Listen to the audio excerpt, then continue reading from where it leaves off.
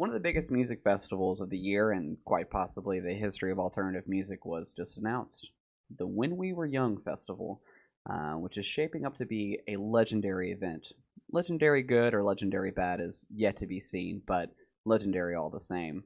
Let's take a look at some of the bands, the overall reception that people have been giving to the announcement, and some concerns that people are having.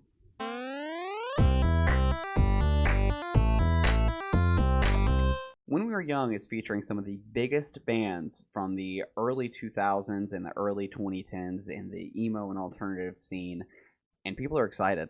Overall, the reception seems pretty good. From TikTok and Instagram, people seem legitimately excited, and I really can't say that I blame them.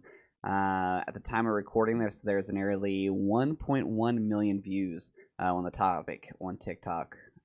From people memeing about dressing up like they did in 2005 to people dancing to the most popular parts of some of the bigger bands' songs, as well as dancing to breakdowns, and even people going as far as to say if you're not an elder emo, then you shouldn't be going. Overall, though, the reception has been really positive. The event will be put on by Live Nation, which put on Astroworld, and, well, we know how that went. Not great. It was overcrowded. There were several injuries and a few deaths, unfortunately. Now, I personally like to think that the crowd that this event is catered to is going to be a little bit more familiar with show and festival etiquette.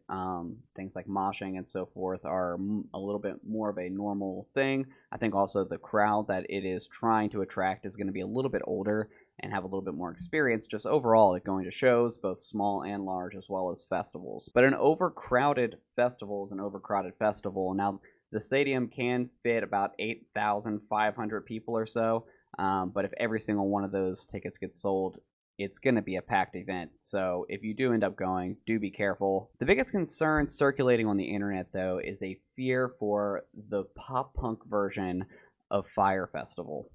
The tickets will be going on sale January 21st, with a general admission ticket going for about $224.99, going all the way up to about $1,500 USD. This, again, is giving people a little bit of a flashback from Fyre Fest, as well as the fact that your tickets are non-refundable, which is definitely an issue in this day and age of COVID, which we are still struggling with here in the United States, which is where the festival is taking place in Los Angeles. We are still struggling with COVID, so to have a non-refundable ticket is a little worrisome, especially considering that, and the event is 6 months or so away. A lot can happen between now and then, and that is, again, worrisome and raising some flags for some people.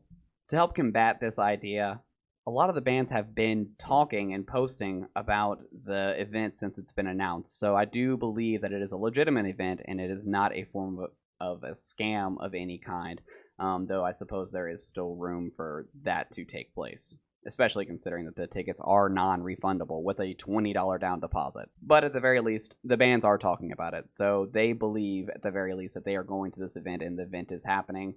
I've seen the singer from The Main's wife making TikToks about it, so I truly believe that the event, as far as everyone is concerned, is in fact happening and is going to go well. It's, in that regard at least, not going to be another Fyre Fest issue. Another concern that I've been seeing circling around the internet is just a time constraint and a scheduling constraints. There's 64 plus bands on 3 stages in one day. But I did some math, and I do think that it's quite possible, but they're going to have to stick to a pretty tight schedule. The event runs from 11 o'clock in the morning till 11 o'clock at night, giving you a total of 720 minutes total that the event is going to be going on. You multiply that by 3 for your 3 stages, you're going to get 2,160 minutes. Now you divide that by 64, which is roughly about how many bands are going to be going, and that's about 33 3/4 minutes per band.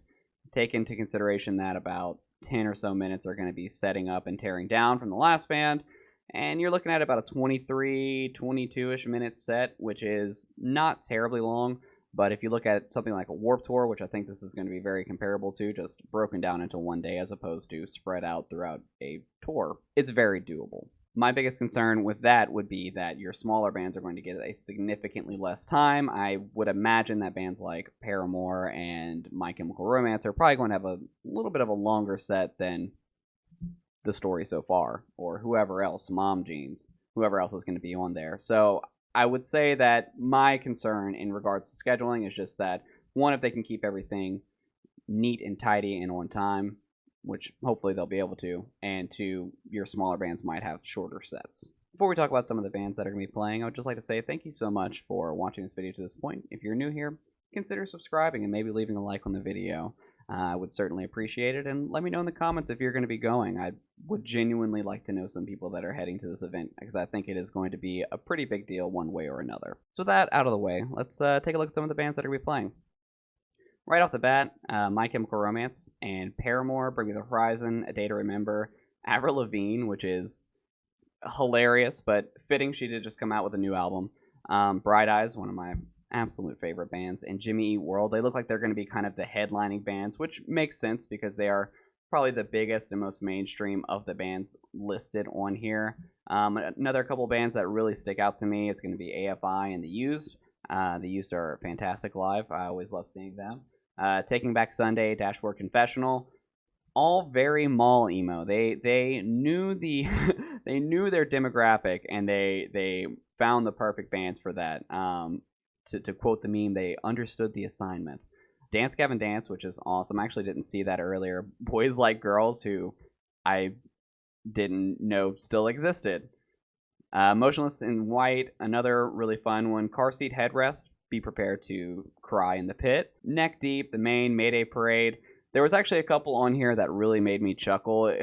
You see Lil Huddy, Jaden, and Poppy all just kind of hopped on here. They were like, yeah, you know, we're not from that era, but I think your peeps are going to like us if you put us on. La Dispute, Hawthorne Heights. Again, another band that I am really surprised to see on there is the Red Jumpsuit Apparatus. I didn't figure they were still active.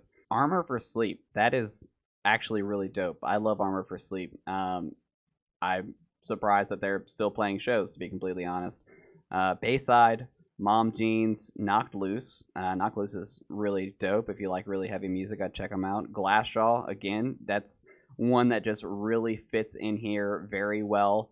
Mayday Parade, again, that is like peak mall emo. I can't think of anything much more peak mall emo than that. The story so far, like I mentioned earlier, State Champs, 303. 303 is not an artist I've thought about in a long time. Maybe other than the, I'm a vegetarian and I ain't fucking scared of him TikTok sound that was going around for a little bit. The Ready Set, another one that I have not thought about in a hot minute. 4 Years Strong. I actually really loved 4 Years Strong back in the Gap. So that would be really exciting to see. I'm not going, but it would be really dope to see. And maybe this will spur some people into playing some more shows. I would love to see a lot of these bands make a comeback. There's a few bands on here that didn't make it on here that I'm actually a little surprised didn't make it on here. Specifically, Census Failed, I feel like they would have been a perfect fit. So I'm a little surprised to see them not on here. So with that, I hope you enjoyed the video. Just a quick look at what's going on with When We Were Young Fest. If you made it through all the way to the end, thank you so much for watching. Please subscribe, like, and I'll see you in the next one.